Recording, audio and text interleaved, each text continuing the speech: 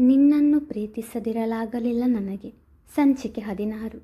ಮೀರಾ ದಿನದಿಂದ ದಿನಕ್ಕೆ ಡಾಕ್ಟರ್ ಸಲಹೆ ಪ್ರಕಾರ ಯೋಗ ಮೆಡಿಟೇಷನ್ ಮಾಡಿ ಅವಳ ಮನಸ್ಥಿತಿ ಸರಿಯಾಗುವುದು. ದೈಹಿಕ ಆರೋಗ್ಯದಂತೆ ಅಥವಾ ಅದಕ್ಕಿಂತ ಹೆಚ್ಚು ಮುಖ್ಯ ಮಾನಸಿಕ ಆರೋಗ್ಯ.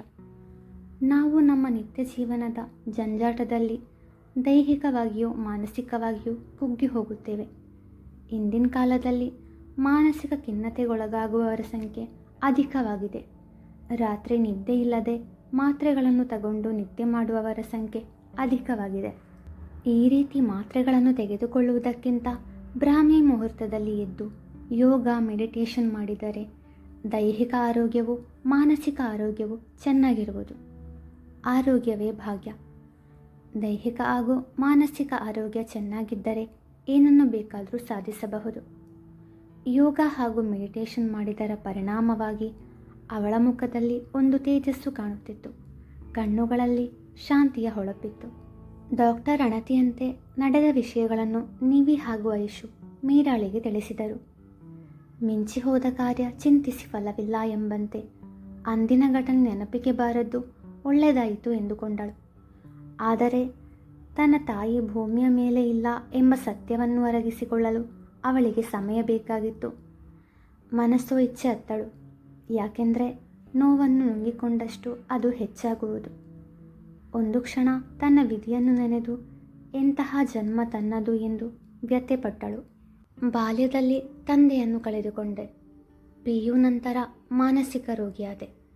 3 ವರ್ಷಗಳ ನೆನಪು ಸ್ಮೃತಿ ಪಟಲದಿಂದ ಅಳಿಸಿ ಹೋಗಿದೆ. ಇದು ನನ್ನ ಪುನರ್ಜನ್ಮ. ಇವಾಗ ಸಹಜ ಸ್ಥಿತಿಗೆ ತಲುಪಿದಾಗ ಹೆತ್ತ ತಾಯಿಯಲ್ಲ. ಅವಳನ್ನು ಕೊನೆಯ ಸಾರಿ ಕಣ್ತುಂಬಿಕೊಳ್ಳಲು ಆಗಲಿಲ್ಲ ನನಗೆ. ಎಂಥ ದುರದೃಷ್ಟಿ ನಾನು. ಒಂದರ ಹಿಂದೆ ಒಂದಂತೆ ಎಲ್ಲ ದುಃಖಗಳು ಕಷ್ಟಗಳು ನನ್ನನ್ನೇ ಅರಸಿ ಬರುತ್ತಿವೆ. ಇಷ್ಟಕ್ಕೂ ನಾನೇನು ಪಾಪ ಮಾಡಿದೆ? ಗೊತ್ತಿದ್ದು ಇಲ್ಲಿ ತನಕ ಯಾರ ಮನಸ್ಸನ್ನು ನೋಯಿಸಿಲ್ಲ ನಾನು. ಯಾಕಪ್ಪ ದೇವರೇ ನನಗಿಂಥ ಶಿಕ್ಷೆ?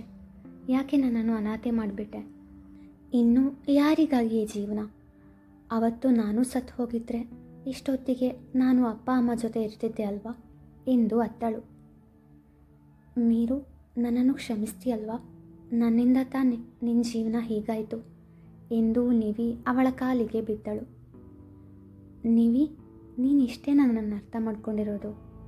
ನನ್ನನ್ನು ಯಾಕೆ ಕ್ಷಮೆ ಕೇಳ್ತೀಯ? ಆಗಿದ್ರಲ್ಲಿ ನಿನ್ನ ತಪ್ಪೇನಿಲ್ಲ. ನೋಡು, ಪ್ರೀತಿ ಅನ್ನೋದು ಯಾರೋ ಹೇಳಿದ ತಕ್ಷಣ ಹುಟ್ಟೋದಲ್ಲ. ಅಷ್ಟಕ್ಕೂ ಆ ಪ್ರೀತಿ ನನ್ನ ನೆನಪಲ್ಲಿ ಉಳಿದಿಲ್ಲ ಅಂದಮೇಲೆ ಅದು ಪ್ರೀತಿಯಾಗಿರೋಕ್ಕೆ ಸಾಧ್ಯನೇ ಇಲ್ಲ. ನಂಗೆ ನಿನ್ನ ಮೇಲೆ ಯಾವ ಕೋಪನೂ ಇಲ್ಲ. ನೀನು ಅಲ್ಬೇಡ ಪ್ಲೀಸ್ ಕಣೋ. ನಿವಿ, ಇವಾಗಲಾದರೂ ಸಮಾಧಾನ ಮಾಡ್ಕೊಳ್ತೀಯ ಅಲ್ವಾ ಎಂದಳು ಐಶು. ಅವಳೇ ಮೀರಾಳನ್ನು ನೋಡಿ ಮಾತು ಮುಂದುವರೆಸಿದಳು. ಮೀರು, ನಿಂಗೆ ಗೊತ್ತಾ, ಕಳೆದ 3 ವರ್ಷಗಳಿಂದ ನಿನ್ನ ಬಗ್ಗೆ ಯೋಚಿಸಿ ಕಾಲ ಕಳೆದಿದ್ದಾಳೆ. ಎಲ್ಲರೊಂದಿಗೆ ನಗ್ನಗ್ತಾ ಇರ್ತಾಳೆ. ಒಂಟಿಯಾಗಿರುವಾಗ ಅಳ್ತಾಳೆ. ಇವಳಿಗೆ ಬುದ್ಧಿ ಹೇಳಿ ನಾನು ಸೋತು ಹೋದೆ.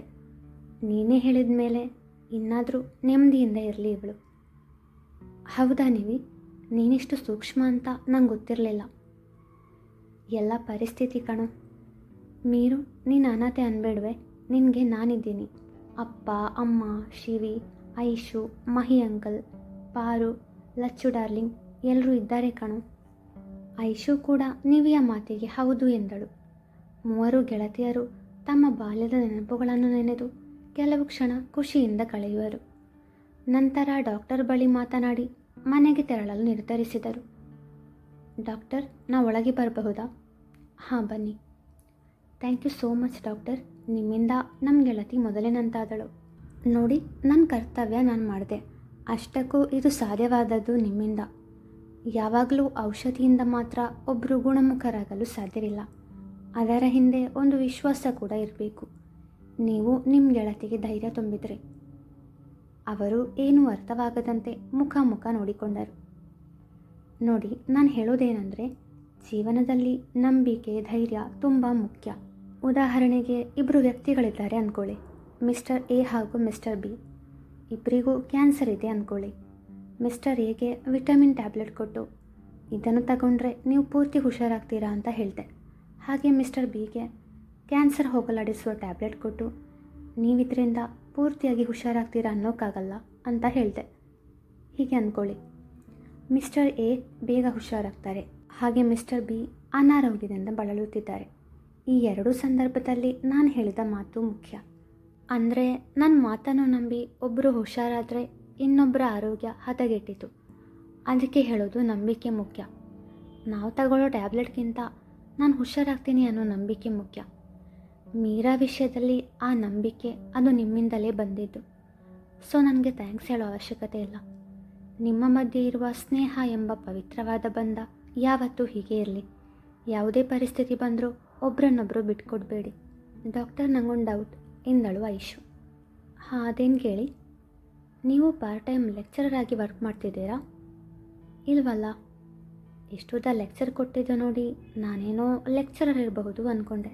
ಡಾಕ್ಟರ್ ಅಭಿಲಾಷ್ ಅವಳ ಮಾತಿಗೆ ಮುಗುಳ್ನಗೆ ಬೀರಿದರು. ನನಗೆ ಹಳೆ ನೆನಪು ವಾಪಸ್ ಬರೋ ಸಾಧ್ಯತೆ ಇದೆಯಾ? ನೋಡಿ ಮೀರಾ, ಈ ವಿಷಯದಲ್ಲಿ ನಾನು ಗ್ಯಾರಂಟಿಯಾಗಿ ಹೀಗೆ ಆಗುತ್ತೆ ಅನ್ನೋಕ್ಕಾಗಲ್ಲ. ಆದರೂ ಅವತ್ತಿನ ಆ ಘಟನೆಗೆ ಸಂಬಂಧಿಸಿದಂತೆ ಏನಾದರೂ ಆ ವ್ಯಕ್ತಿಯೋ ಅಥವಾ ಇನ್ನೇನಾದರೂ ಕಂಡರೆ ನೆನಪು ಬರಬಹುದು. ಥ್ಯಾಂಕ್ ಯು ಡಾಕ್ಟರ್, ನಾವೇನು ಬರ್ತೀವಿ ಎಂದು ಐಶು ಹೇಳಿದಾಗ, ಡಾಕ್ಟರ್, ಇದು ದೇವಸ್ಥಾನ ಅಥವಾ ಕಾಲೇಜ್ ಅಲ್ಲ ರೀ, ಆವಾಗವಾಗ ಬಂದು ಹೋಗಲಿಕ್ಕೆ. ಸಾಧ್ಯ ಆದರೆ ಇಲ್ಲಿ ಯಾರೂ ಬರೋದಿರಲಿ ಅಂತ ಆ ದೇವರಲ್ಲಿ ಪ್ರಾರ್ಥನೆ ಮಾಡಿ. ಸಾರಿ ಡಾಕ್ಟರ್, ಮತ್ತು ನಿಮ್ಮನ್ನು ನೋಡಬೇಕಾದ್ರೆ ಎಲ್ಲಿಗೆ ಬರಬೇಕು? ನೀವು ಯಾಕ್ರಿ ನನ್ನ ನೋಡಬೇಕು? ಆಗ ನೀವಿ ಐಶು ಕಿವಿಯತ್ತ ಬಾಗಿ, ಯಾಕಿವತ್ತೊಳೆ ಲೂಸ್ ಥರ ಆಡ್ತಾ ಇದೆಯಾ ಎಂದು ಮೆಲ್ಲನೆ ಪಿಸುಗುಟ್ಟಿದಳು. ಸ್ವಲ್ಪ ಜೋರಾಗಿ ಹೇಳಿ, ನಾನೂ ಕೇಳ್ತೀನಿ. ಅದು ಏನಿಲ್ಲ, ಬಾಯ್ ಡಾಕ್ಟರ್ ಎಂದು ಮೂವರು ಮಂಗಳೂರಿನತ್ತ ಪಯಣ ಬೆಳೆಸಿದರು. ಸದಾನಂದ್ರವರಿಗೆ ತಾವೇ ಬರುವುದಾಗಿ ತಿಳಿಸಿರುವುದರಿಂದ ಅವರು ಇವರನ್ನು ಕರೆದುಕೊಂಡು ಹೋಗಲು ಬಂದಿರಲಿಲ್ಲ. ಮೀರಾ ನಿವಿಯ ಮನೆಯೊಳಗೆ ಕಾಲಿಡುವಾಗ, ಅಲ್ಲೇ ನಿಂತ್ಕೊಳ್ಳಿ ಎಂಬ ಲಕ್ಷ್ಮಿಯವರ ಧ್ವನಿ ಕೇಳಿ ಮೂವರು ಬೆಚ್ಚಿಬಿದ್ದರು. ಆಗ ಶಾಂತಿಯವರು ಆರತಿ ತೆಗೆದುಕೊಂಡು ಬಂದರು.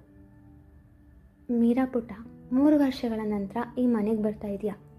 ನೀನು ಕೂಡ ನಿವಿ ಹಾಗೆ ನಮ್ಮ ಮನೆ ಮಗಳು. ನಿಂಗೆ ಯಾವ ದೃಷ್ಟಿಯೂ ತಾಗದೇ ಇರಲಿ ಕಂದ ಎಂದು ಆರತಿ ಮಾಡಿ ಒಳಗೆ ಕರೆದರು. ಅದನ್ನು ಕಂಡ ಮೂವರ ಕಣ್ಣಾಲಿಗಳು ತುಂಬಿ ಬಂದವು. ಆದರೆ ಅದು ಕಣ್ಣೀರಲ್ಲ, ಆನಂದ ಬಾಷ್ಪ. ಮೀರಾ ಶಾಂತಿಯವರನ್ನು ಅಪ್ಪಿಕೊಂಡು, ನಾನು ನಿಮ್ಮನ್ನು ಅಮ್ಮ ಅಂತ ಕರಿಲ್ಲ ಎಂದಳು. ಈಗ ತಾನೇ ಹೇಳಿದೆ ನೀನು ನನ್ನ ಮಗಳು ಅಂತ. ನೀನು ನನ್ನ ಮಗಳು ಅಂದಮೇಲೆ ನಾನು ನಿನಗೆ ಅಮ್ಮ ತಾನೆ. ತುಂಬ ಖುಷಿಯಾಯಿತು ಅಮ್ಮ. ಲಚ್ಚು ಡಾರ್ಲಿಂಗ್ ಎಂದು ಅವರ ಕಾಲಿಗೆ ನಮಸ್ಕರಿಸಿ ಆಶೀರ್ವಾದ ಪಡೆದಳು. ಸರಿ, ಮೂವರು ಬೇಗ ಫ್ರೆಶ್ ಆಗಿ ಬನ್ನಿ, ಆಮೇಲೆ ಊಟ ಮಾಡೋಣ. ಸರಿ ಎಂದು ಹೇಳಿ ಫ್ರೆಶ್ ಆಗಿ ಬಂದು ಬೇಗನೆ ಊಟ ಮಾಡಿದರು. ಪ್ರಯಾಣ ಮಾಡಿ ದಣಿದಿದ್ದರಿಂದ ಮೂವರು ನಿದ್ರಾದೇವಿ ಮಡಿಲು ಸೇರಿದರು. ಚರಣ್ ಮತ್ತು ಶಿವನ್ಯಾಳ ಮೌನ ಎಂದಿನಂತೆ ಮುಂದುವರಿಯುತ್ತಿತ್ತು. ಈಗ ಅವಳು ಎಂಜಿನಿಯರಿಂಗ್ 2nd ಇಯರ್ ಸ್ಟೂಡೆಂಟ್. ತಾನು ಅವರ ಮಧ್ಯೆ ಬರುತ್ತಿರಲಿಲ್ಲ. ಅವರ ಸಮಸ್ಯೆ ಅವರೇ ಬಗೆಹರಿಸಲಿ ಎಂದುಕೊಳ್ಳುತ್ತಿದ್ದಳು. ಚರಣ್ ಶಿವನ್ಯ ತೇಜಸ್ಸನ್ನು ಪ್ರೀತಿ ಮಾಡ್ತಾಳೆ ಅಂದುಕೊಂಡು ಅವಳಿಂದ ಅಂತರ ಕಾಯ್ದುಕೊಳ್ಳುತ್ತಿದ್ದ. ತನ್ನ ಅಕ್ಕನ ಜೀವನ ದಡ ಸೇರಿದ ಮೇಲೆ ತನ್ನ ಜೀವನದ ಬಗ್ಗೆ ಯೋಚಿಸುವೆ ಎಂದು ಅವಳು ದೃಢ ನಿರ್ಧಾರ ಕೈಗೊಂಡಿದ್ದಳು. ಸಂಜೆ ಶಿವನ್ಯ ಮನೆಗೆ ಬಂದವಳೆ, ಅಮ್ಮ ಅಮ್ಮ ಏನೇನೆಂದು. ನಿವ್ಯಾಕನ ಫೋನ್ ಸ್ವಿಚ್ ಆಫ್ ಬರ್ತಿದೆ. ಎಷ್ಟು ದಿನ ಆಯಿತು ಅವಳನ್ನು ನೋಡಿ. ನನಗಿನ್ನೂ ಹೀಗೆ ಇರೋಕ್ಕಾಗಲ್ಲ. ನಾನು ಮೈಸೂರಿಗೆ ಹೋಗಿ ಅವಳನ್ನು ಕರ್ಕೊಂಡು ಬರ್ತೀನಿ. ಅಷ್ಟೇನಾ? ಅವರಾಗಲೇ ಬಂದರು. ನಿವಿ ಜೊತೆಗೆ ಐಶು ಮೀರು ಬಂದಿದ್ದಾರೆ. ಊಟ ಮಾಡಿ ನಿದ್ದೆ ಮಾಡ್ತಿದ್ದಾರೆ. ಇನ್ನು ಮುಂದೆ ಮೀರು ನಮ್ಮ ಜೊತೆ ಇರ್ತಾಳೆ. ಖುಷಿನಾ? ಹ್ಞೂ, ತ್ರಿಬಲ್ ಧಮಾಕ. ಮೂವರು ಅಕ್ಕಂದಿರು ಒಟ್ಟಿಗೆ. ವಾವ್, ತುಂಬ ಖುಷಿ ಆಗ್ತಿದೆ ಎಂದು ಶಾಂತಿಯವರ ಕೆನ್ನೆಗೆ ಮುತ್ತಿಟ್ಟು ತನ್ನ ರೂಮಿಗೆ ಹೋಗಿ ಫ್ರೆಶ್ ಆಗಿ ನಿವಿಯ ರೂಮಿಗೆ ಹೋದಳು. ಮುಂದುವರಿಯುವುದು